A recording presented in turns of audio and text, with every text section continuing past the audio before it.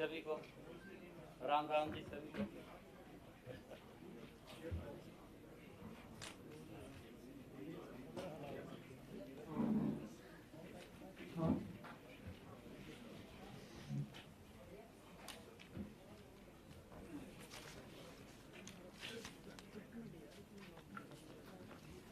मैं आदरणीय मुख्यमंत्री जी का, एमपी साहब का, चीफ सेक्रेटरी साहब का, सभी का इस प्रेस कॉन्फ्रेंस में स्वागत करता हूं।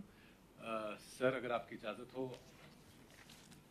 मैं आदरणीय मुख्यमंत्री जी से अनुरोध करूंगा कि वो प्रेस को संबोधित करें। थैंक यू, धन्यवाद हमारे सभी पत्रकार एवं छायाकार मित्रों का। आज की जो प्रेस वार्ता है, इस प्रेस वार्ता में जो हमारे हरियाणा प्रदेश के अंदर गरीब परिवार, बीपीएल परिवार, जिनको 100 गज के प्लाट पीछे देने का बात कही गई थी, उन लोगों को प्लाट के नाम के ऊपर जगह दिखा दी गई, परंतु कोई पोजीशन या उनके नाम कोई रजिस्ट्री नहीं हुई। और काफी संख्या के अंदर ऐसे लोग चक्कर काट रहे थे कि हमें उस 100 गज प्लॉट की पोजीशन भी मिले, उसकी रजिस्ट्री भी मिले। बहुत सारे ऐसे बेनिफिशरीज थे, लाभार्थी थे, जो ये चाहते हैं कि हमें 100 गज का प्लॉट मिले। उसको लेकर के एक योजना पिछले दिनों आदरणीय मनोहर लाल जी ने वो बनाई। विधानसभा के अंदर भी इसका बजट का अलग से प्रावधान किया गया और उसके निमित्त कल सोनीपत में ऐसे जो लाभार्थी हैं उन सबको प्लॉट की पोजीशन भी दी जाएगी। हरियाणा प्रदेश के अंदर अलग अलग स्थानों के ऊपर ये कार्यक्रम का आयोजन होगा। उस कार्यक्रम में हमारे हरियाणा सरकार के सभी मंत्रीगण, हमारे सभी विधायकगण वहां पर मौजूद रहेंगे और मैं स्वयं सोनीपत से इस योजना के माध्यम से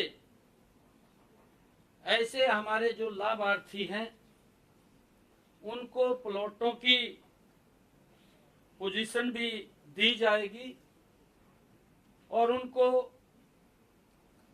रजिस्ट्री भी वहीं पर मौके पर ही करा करके उनको सुपुर्द किया जाएगा। और इसके बाद ऐसे हमारे हरियाणा प्रदेश के अंदर ये 20,000 लाभार्थी हैं जिनको कल प्लॉट और पोजीशन दी जाएगी, क्योंकि ये कांग्रेस सरकार ने इसको शुरू तो किया, परंतु उनके हालात के ऊपर छोड़ दिया। वो घूमते रहे, ना उनके पास कोई कागज था, ना उनके पास कोई रजिस्ट्री थी। वो घूमते रहते थे कि हमें कोई पोजीशन मिल जाए, परंतु जब उनके पास कोई कागज नहीं था, खाली नामात्र के लिए जगह दिखा दी और उसके लिए वो चक्कर काटते रहे।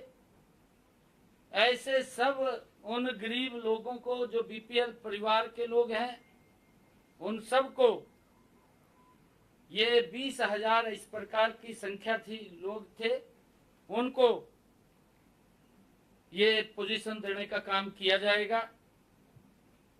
और कांग्रेस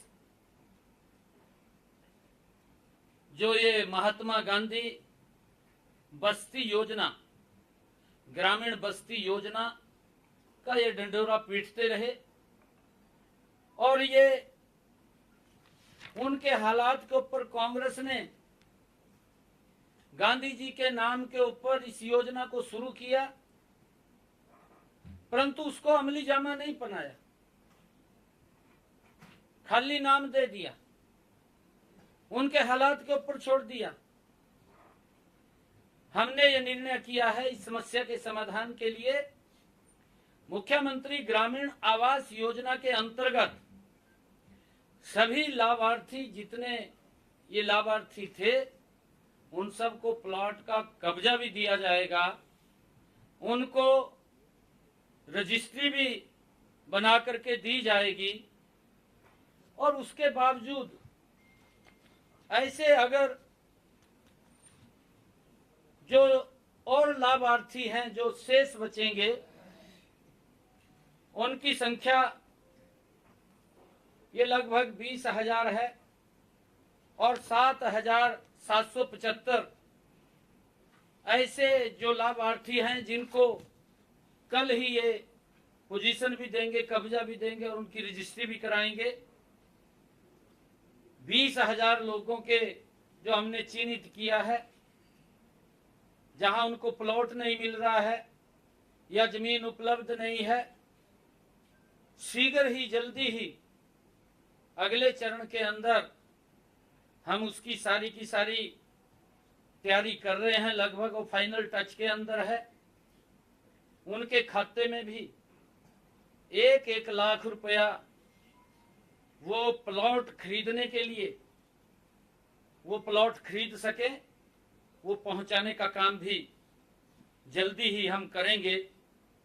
ऐसे ये लगभग जो संख्या है कि हमारी सरकार की सोच है और ये सोच डॉक्टर भीमराव अंबेडकर जी, ये सोच महात्मा ज्योतिबा फूले जी की, उनके सपनों को साकार करते हुए देश के यशस्वी प्रधानमंत्री आदरणीय नरेंद्र मोदी जी और हमारी डबल इंजन की सरकार उनके जीवन को सरल और सुगम करने के लिए लगातार उसमें सुधारीकरण करते हुए उन तक लाभ पहुंचाने का काम ये हमारी सरकार कर रही है। और ऐसे अगर और भी कुछ लोग बचेंगे, उसके लिए भी हमने ये कहा है कि एक पोर्टल के माध्यम से वो रजिस्ट्रेशन करेंगे कि जो ऐसे लाभार्थी बचेंगे उनको भी वेरीफाई करके जो पात्र व्यक्ति है उस तक लाभ पहुंचाना हमारी सरकार का कमिटमेंट है और उसको लेकर के हम उन तक ये लाभ पहुंचाने का काम करेंगे। आदरणीय प्रधानमंत्री जी ने पिछले 10 वर्षों में प्रधानमंत्री आवास योजना के तहत हमारे प्रदेश के अंदर लगभग 14,939 मकान बना करके देने का कार्य किया है। प्रदेश के अंदर लगभग 15,356 निर्माणाधीन हैं जिनके ऊपर काम चल रहा है। जल्दी ही उनकी भी चाबियां उनको सौंपने का काम ये हमारी सरकार, डबल इंजन की सरकार, मजबूती से कर रही है। और लगभग हरियाणा के अंदर प्रधानमंत्री आवास योजना के तहत हमने पिछले 10 वर्षों में 552 करोड़ रुपया इस योजना के तहत हमने खर्च किया है। और ऐसे जो नए मकानों के अलावा भी पुराने मकान हैं, डॉक्टर भीमराव अंबेडकर नवीनीकरण योजना, उसके माध्यम से 2138 पुराने मकानों के विस्तार, उनके नवीनीकरण के लिए भी हमने 60 हजार रुपया उन तक पहुंचाने का ये काम किया है। और इस योजना के तहत प्रति जो बेनिफिशियरी है, लाभार्थी है, उस तक 3 किस्तों में 1,38,000 रुपया पहुंचाने का काम ये हमारी सरकार वो कर रही है। प्रधानमंत्री आवास योजना ग्रामीण के तहत 29,440 मकानों के निर्माण की स्वीकृति दी है। इसमें 26,318 मकान बनवाए गए हैं। इनके ऊपर 376 करोड़ रुपया की मदद वो की गई है। हमारी सरकार लगातार गरीब के हित के अंदर मजबूती से फैसले लेती हुई, ये नरेंद्र मोदी की सरकार, डबल इंजन की सरकार, गरीबों के हित में मजबूत फैसले लेकर के उनको सशक्त करने का काम कर रही है। मैं आज आप लोगों के माध्यम से देश के यशस्वी नेता, दुनिया के लोकप्रिय नेता, जो आज तीसरी बार भारत के प्रधान सेवक के रूप में, जिनके मन में गरीब को लेकर के पीड़ा है, जिनके मन में किसान को लेकर के पीड़ा है, जिनके मन में महिलाओं को सशक्त करने के लिए जो उनके मन में पीड़ा है, जिनके मन में युवाओं को उनका विश्वास बढ़े और युवा आगे बढ़े, उसको लेकर के चिंता करते हैं, ऐसे यशस्वी नेता आज तीसरी बार इस देश की बागडोर संभालने का काम करेंगे। और मुझे ये पूर्ण विश्वास है, आदरणीय नरेंद्र मोदी जी को मैं हरियाणा की तरफ से बहुत बहुत बधाई भी देता हूं, शुभकामनाएं भी देता हूं। उनके नेतृत्व के अंदर ये भारत और गति से आगे बढ़ेगा। जो आदरणीय मोदी जी का संकल्प है, ये हमने भारत को 2047 तक ये विकसित राष्ट्र बनाना है। हरियाणा पूर्ण रूप से आदरणीय मोदी जी के साथ खड़ा होकर के उनके संकल्प को साकार करने में मजबूती प्रदान करेगा। और मुझे आज आप लोगों के माध्यम से ये भी एक बात और कहनी है कि जो कांग्रेस के युवराज जिस प्रकार से ये पवित्र संविधान की बुक लेकर के वो पूरे देश के अंदर गरीबों को उनको लाभ तो देने की बात 60 सालों के अंदर कांग्रेस ने नहीं की, परंतु ये झूठ का डंडोरा पीटने का काम ये कांग्रेस के युवराज, कांग्रेस के नेताओं, घमंडिया गठबंधन के लोगों ने जो ये देश के गरीबों को ऊपर अत्याचार किया है, उनको भ्रमित किया है, उनको झूठ के जंजाल में फंसाने का काम किया है। ये दुर्भाग्यपूर्ण है कि मोदी जी आएंगे तीसरी बार और वो संविधान को समाप्त कर देंगे, आरक्षण को समाप्त कर देंगे। इस प्रकार का पाप कांग्रेस और घमंडिया गठबंधन के लोगों ने किया है और उस पाप के आधार के ऊपर ही, क्योंकि जो सीटें उनकी आई हैं वो इसी झूठ के आधार के ऊपर आई हैं, देश इसको समझ रहा है। आज देश पूर्ण रूप से समझ चुका है कि ये जो बुक, ये जो पवित्र संविधान जिसका सम्मान कभी भी कांग्रेस ने नहीं किया है, मैं आज आपके बीच में कहना चाहूंगा, सबसे पहले जो डॉक्टर भीमराव अंबेडकर जी ने विरोध किया था लोकसभा के अंदर, उन्होंने ये बात खड़े होकर के कही थी कि जो धारा 370 है, जो जवाहरलाल नेहरू जी ने उसको शामिल किया था, धारा 370 बनाई थी, डॉक्टर भीमराव अंबेडकर जी ने उसका विरोध किया था।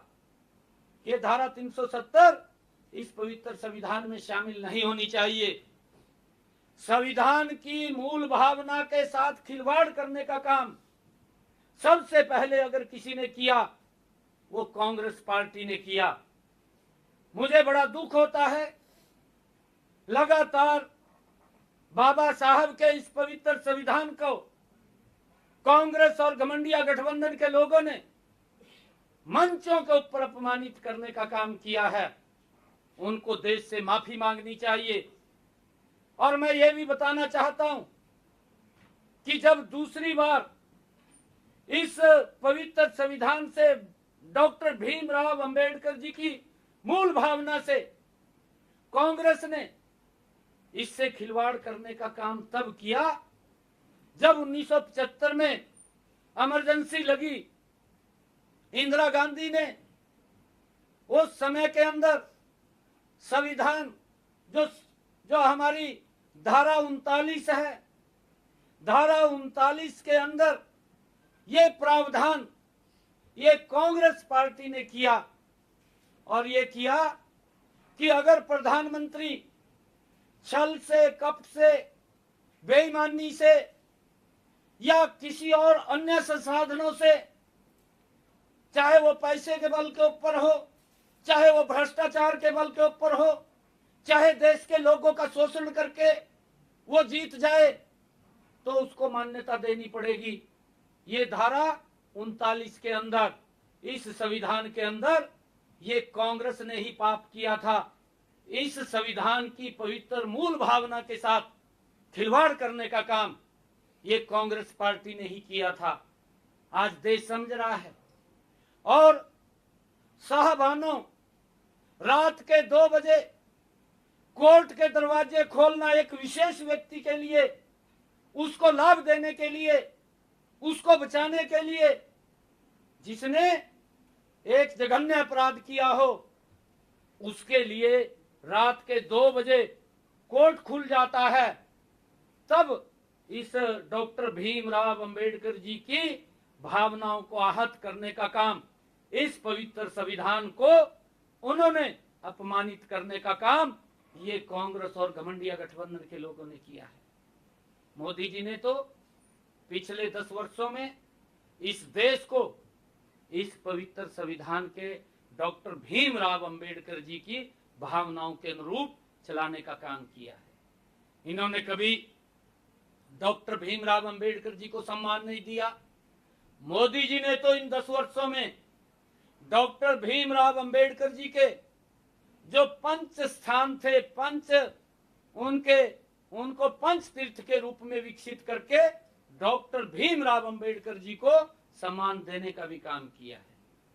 ये कांग्रेस के लोग ये झूठ के आधार के ऊपर ये जीत करके आज कुछ सीटें आए हैं, परंतु देश इनको कभी माफ नहीं करने वाला है। और कल जैसा मैंने बताया है कि कल उस वर्ग के लिए, जिस वर्ग के अधिकारों की सुरक्षा करने का काम डॉक्टर भीमराव अंबेडकर जी ने किया है, महात्मा ज्योतिबा फुले ने किया है, उनकी भावनाओं को आगे बढ़ाते हुए ऐसे जो हमारे कांग्रेस के समय के अंदर उनको खाली कागज भी नहीं दिया, उनको बोल दिया कि ये 100 गज का प्लाट वो घूम रहे थे, उनको सम्मान देने का काम भी कल हम करेंगे, हमारी सरकार करेगी। मैंने इतनी बात आपके बीच में कहनी थी। बहुत बहुत धन्यवाद। बिल्कुल इसका सर्वे कराया। मैंने कहा है कि 20,000 ऐसे ये लोग हैं जिनको हम 775 उनको तो कल पोजीशन देंगे, अलग अलग स्थानों के ऊपर कार्यक्रम करेंगे। 20,000 की हमने जो लिस्ट बनाई है उनको हम 1-1 लाख रुपए, जहां उनको प्लाट देने के लिए जगह नहीं है, उनके खाते के अंदर वो प्लाट खरीद सके, उसके लिए 1-1 लाख रुपया देंगे। और इससे आगे भी प्रधानमंत्री आवास योजना शहरी, जो हमारा शहरी शहर के अंदर भी हम एक बड़ी योजना बना रहे हैं, उसको भी हम शीघ्र उन लोगों तक डायरेक्ट ये पैसा पहुंचाने का काम करेंगे, ताकि वो भी शहर के अंदर अपना 100 गज का प्लाट ले सके। उसके लिए भी हमारी पूरी रणनीति बनी है। कंस्ट्रक्शन में भी कोई हेल्प करेंगे? देखिए, कंस्ट्रक्शन के अंदर मैंने आपको बताया प्रधानमंत्री आवास योजना, उसके तहत मकान बने हैं। ऐसे लोगों को मकान भी वो उस योजना के तहत उन तक पहुंचाने का काम करेंगे। और मैं आपको बताना चाहता हूं, ये पहली मोदी जी की ऐसी सरकार है जिसने गरीब व्यक्ति को सशक्त और मजबूत करने का काम किया है। प्रधानमंत्री आवास योजना दिया, उसके अंदर प्रधानमंत्री उज्ज्वला योजना के तहत गैस का कनेक्शन सिलेंडर दिया, उसके अंदर प्रधानमंत्री उजाला योजना के तहत एलईडी दी, उसके अंदर प्रधानमंत्री योजना के तहत हर घर के अंदर नल और स्वच्छ जल दिया। और ये प्रधानमंत्री गरीब कल्याण अन्न योजना के तहत देश में 80 करोड़ परिवारों को राशन पहुंचाने की व्यवस्था भी नरेंद्र मोदी जी ने की है। परंतु कांग्रेस उसके और घमंडिया गठबंधन लोगों के पास बोलने के लिए कुछ नहीं है। वो लोगों के बीच में जाकर के झूठ फैलाने का काम करते हैं। आज हमारे सीएम रेसिडेंस के ऊपर, संत कबीर कुटीर के ऊपर प्रदेश से ऐसी समाज के बड़े प्रबुद्ध जन, बुद्धिजीवी व्यक्ति आए थे और उनके बीच में बैठ करके ये सब बातचीत हुई है। ये आश्वासन उन्होंने दिया है कि ये कांग्रेस ने जिस प्रकार का दुष्प्रचार करके लोगों को गुमराह किया है, वो सभी बुद्धिजीवी व्यक्ति घर घर के अंदर जा करके लोगों को उनके इस झूठ का पर्दाफाश करने का काम वो करेंगे। आज वो भारी संख्या के अंदर पूरे मुख्यमंत्री जी सुनिए, मुख्यमंत्री जी, ये जो परिवार पहचान पत्र पोर्टल है, ये कम से कम 3 महीने से बंद पड़ा है। लोग परेशान हैं और तमाम कार्यालयों के चक्कर लगाते, कोई उनकी सुनवाई नहीं कर रहा। ना तो परिवार स्प्लिट हो पा रहा, ना पा रहा है, बार बार समाचार कार्यालयों के दफ्तर चक्कर लगा। तो इसके ऊपर भी समाधान सोच रहे हैं कोई आप? बिल्कुल, ये आपने ठीक बात कही है। हमारे चीफ सेक्रेटरी साहब बीच में बैठे हैं। कल ही चीफ सेक्रेटरी साहब ने सभी डीसीज के साथ वीसी की थी और हमने एक हर डीसीज के सचिवालय के ऊपर स्वयं डीसी और अधिकारी वहां पर रहेंगे सुबह 9 बजे से लेकर के 11 बजे तक, हर डिस्ट्रिक्ट लेवल के ऊपर।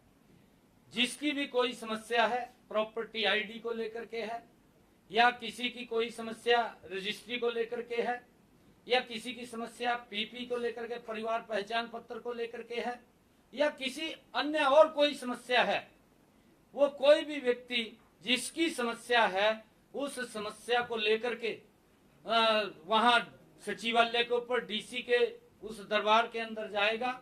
जो समस्या समाधान करके हमने वहां पर इस प्रोग्राम को किया है और उसके अंदर हमारे चीफ सेक्रेटरी साहब ने वो वीसी लिया है। एक वार रूम, मैंने कहा था चीफ सेक्रेटरी साहब को कि एक वार रूम आपके यहाँ पर रहेगा। हर रोज कितनी एप्लीकेशनें आई हैं, कितनी ग्रीवेंस आई हैं, कितनी समाधान हुई है, कितनी शेष बची हैं, वो सारी की सारी जानकारी वो चीफ सेक्रेटरी साहब के वार रूम के अंदर आएंगी। और शाम को हर रोज मैं भी स्वयं उसको फॉलो करूंगा और उसको देखूंगा कि अधिकारी वहां पर मुस्तैदी से उन समस्याओं का समाधान करने का कार्य करेंगे और उसको स्वयं चीफ सेक्रेटरी साहब वॉच करेंगे और उसके ऊपर चीफ सेक्रेटरी साहब बताने का काम करेंगे, क्योंकि उन्होंने कल वीसी लिया और उसकी पूरी प्लानिंग की है।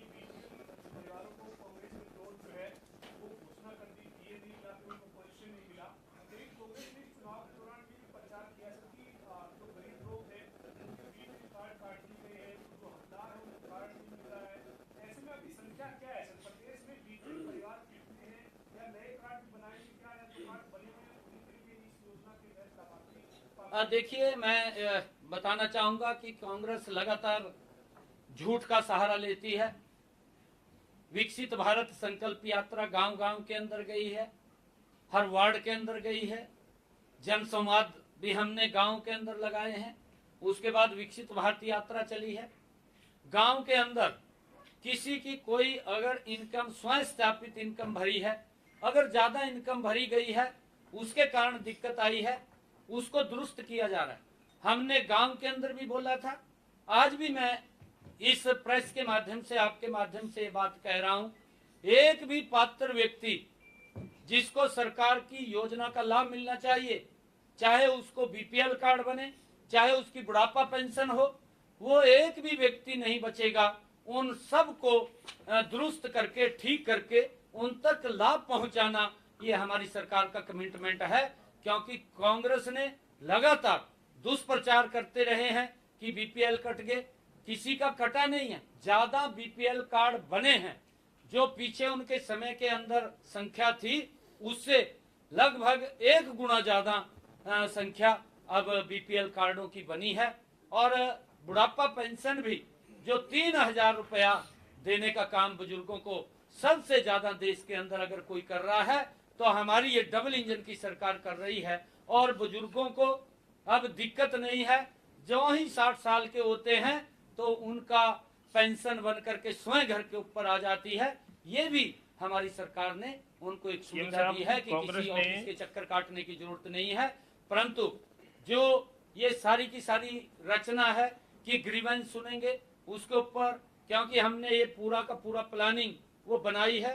और कल आदरणीय चीफ सेक्रेटरी साहब ने पूरे डीसीज के साथ ये वीडियो कॉन्फ्रेंसिंग के माध्यम से आज ऑर्डर भी जारी किए हैं और आदेश भी दिए हैं कि सभी 9 बजे से लेकर के 11 बजे तक अपने अपने कार्यालय पर वहां पर लोगों की ग्रीवेंस को सुनेंगे।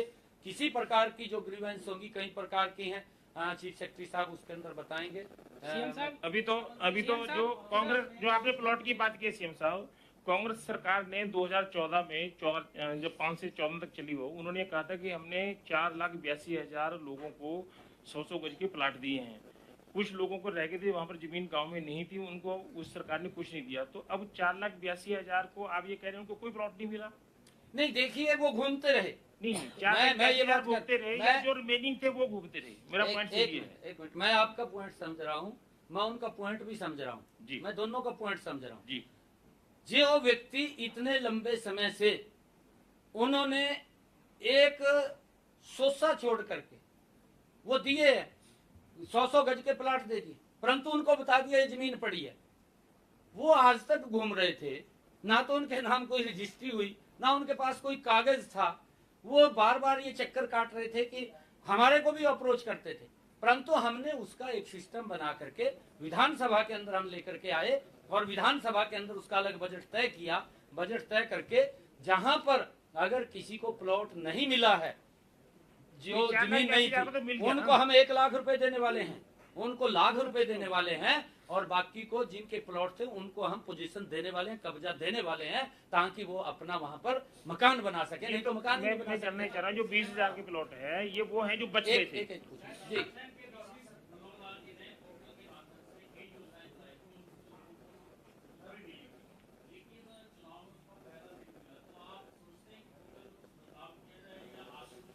नहीं देखिए ना, ये ऐसा नहीं है। मनोहर लाल जी ने जितनी भी योजनाएं चलाई हैं हरियाणा प्रदेश के अंदर, अगर मैं कहूं कि जो गुड गवर्नेंस का अगर उदाहरण कहीं पूरे देश के अंदर देखने को मिलता है तो हरियाणा के अंदर मिलता है। इतना गजब का सिस्टम मनोहर लाल जी ने खड़ा किया है कि व्यक्ति को दफ्तर के चक्कर नहीं काटने पड़ रहे, परंतु अगर कहीं कोई उसके अंदर दिक्कत आ रही है उसका सरलीकरण किया जाएगा, लोगों को चक्कर न काटने पड़े।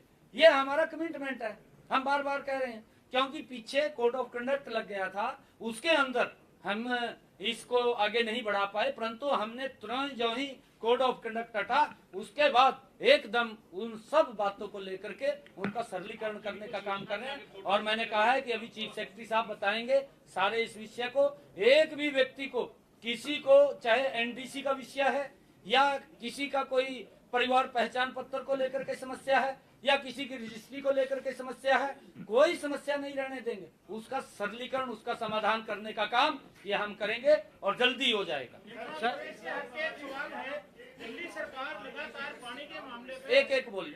दिल्ली सरकार पानी के मामले पे हरियाणा को लगातार घेर रही है, आप ये बताएं कि वास्तविक स्थिति क्या है? 137 क्यूसेक पानी देने के लिए भी कहा था सर, कल सुप्रीम कोर्ट में स्टेटस रिपोर्ट भी देनी है, उसको लेकर के क्या दे रहे हैं? हम अपने चैनल से पानी देना था हम। नहीं, देखिए ऐसा नहीं है। जो दिल्ली सरकार ने एक अल्फनामा दिया या उन्होंने कुछ किया, वो पिछले बार भी उन्होंने किया था।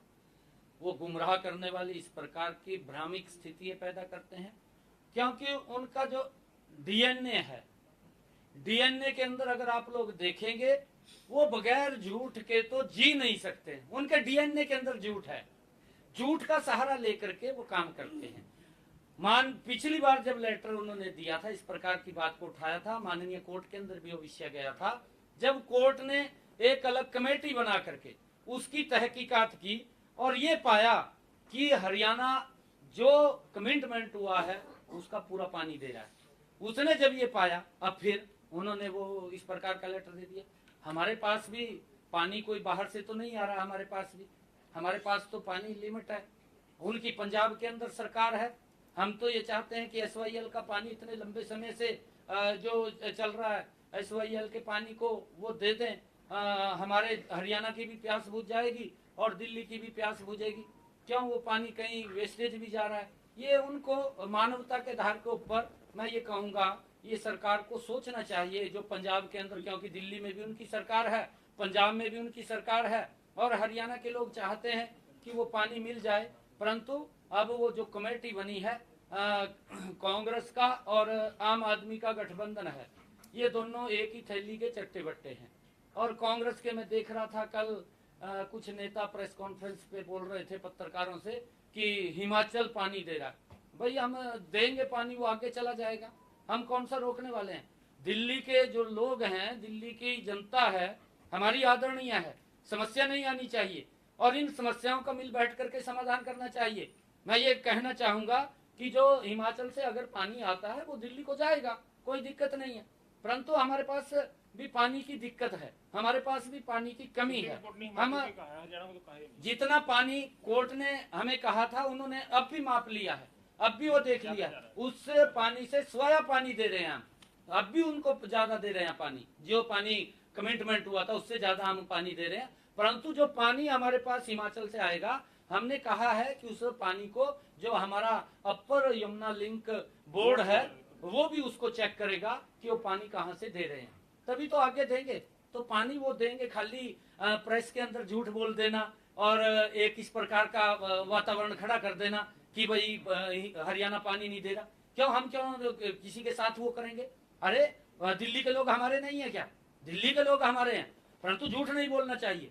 मैं ये कहना चाहूंगा दिल्ली सरकार को कि आपने उसकी सुविधा के लिए क्या सिस्टम खड़ा किया है, क्या मैकेनिज्म बनाया है? आरोप लगाना एक अलग बात है, आरोप के अंदर मत पड़िए, लोगों को सुविधा दीजिए। एक सीएम साहब लोगों को सुविधा देनी चाहिए, उसके ऊपर काम करना जो चाहिए। लेफ्टिनेंट गवर्नर थे दिल्ली के, उन्होंने कहा जो जिसमें रिजर्वायर में पानी जमा होना उसी में गाद साफ कराना दिल्ली सरकार का काम ये था। उनका काम है ना, ये हमारा काम नहीं है। लेफ्टिनेंट गवर्नर ने कहा था दिल्ली हाँ, ये दिल्ली सरकार का काम है। मैंने कहा है खड़े होकर के, तो उन्होंने मंचों के ऊपर कह दिया भाई ठीक है, आपकी प्लानिंग है कि हम फ्री पानी देंगे, दे दो फ्री पानी, हमने तो नहीं मना किया, हम कौन सा रोक रहे हैं? अरे सिस्टम खड़ा नहीं किया आपने, चैनल नहीं बनाए, पॉपुलेशन बढ़ रही है, उसके अनुसार आपकी नीति क्या है? आप नीति को तो बताइए ना कि हमारी नीति ये है कि इतनी पॉपुलेशन बढ़ेगी, इसके लिए हमने पानी का यहाँ से ये प्रावधान किया है, तब तो बात लगती है।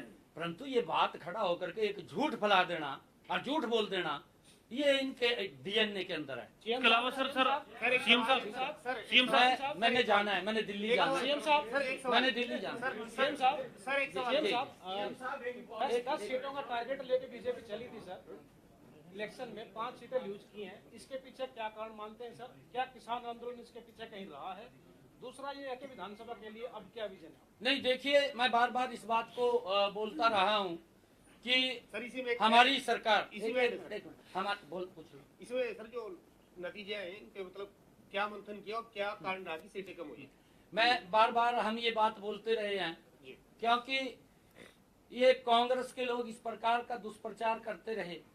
60 साल तक कांग्रेस इस देश के ऊपर सत्ता में रही है, वो देश के किसानों को श्वेत पत्र जारी करके बताएं कि हमने किसानों की मजबूती के लिए ये कदम उठाए हैं। मोदी जी ने 10 वर्षों के अंदर किसानों के हित में जो कदम उठाए हैं, बड़े गर्व के साथ मैं किसी भी मंच के ऊपर वो उठा सकता हूं, बता सकता हूं कि हमने ये काम किए हैं, वो भी बताएं। परंतु क्योंकि जिस प्रकार का झूठ फैलाया गया, जिस प्रकार का लोगों के बीच में कि मोदी तीसरी बार प्रधानमंत्री बनेगा, वो आरक्षण को समाप्त कर देगा, संविधान को समाप्त कर देगा, हम लोगों के खाते में 1-1 लाख रुपया पहुंचा देंगे। अब लोग खड़े हैं दरवाजे के ऊपर, आपके सामने हैं, आप दिखा रहे हैं, मैं तो नहीं देख रहा हूं, आप लोग दिखा रहे हैं कि वो कांग्रेस के दरवाजों के ऊपर जाकर के खड़े हैं और वो लाख रुपया मांग रहे हैं राहुल गांधी से, गठबंधन गठबंधन के लोगों से, उनके दरबार पे जाकर के, परंतु वहां कोई दिखाई नहीं दे रहा। और वो इस प्रकार का झूठ फैला करके वोट तो ले लिए। ये हमारे हरियाणा की एक कहावत है कि काठ की आंधी है, एक बार चढ़ती है, बार बार नहीं चढ़ती। परंतु ये इस झूठ के अंदर भी, जितना झूठ कांग्रेस ने फैलाया है, उस झूठ के अंदर भी हमारी वोट कांग्रेस से ज्यादा है। परंतु समीकरण बन जाते हैं जो सीटों का बना है, उसके अंदर हमारे वोट आज भी ज्यादा है, हमारी परसेंटेज भी ज्यादा है कांग्रेस से। और आने वाले विधानसभा के अंदर भारतीय जनता पार्टी बहुत बड़े मैंडेट के साथ तीसरी बार हरियाणा प्रदेश के अंदर नरेंद्र मोदी जी के नेतृत्व के अंदर सरकार बनाएगी। झूठ और दुष्प्रचार मैं निकल रहा हूँ जी। राम जी। हमारे ये सीएस साहब कुछ बात करेंगे, जो मैंने कहा ना उसके ऊपर मैंने कहा था। कल एक मंत्री ने ये कहा था कि परिवार पहचान पत्र का ऑफलाइन ली जाएगी, इसको ऑफलाइन मैंने कहा ये सारा बता रहे, ऑफलाइन तो नहीं कर रहे ना। हम बहुत ज्यादा सर अभी बता रहे हैं। ठीक है।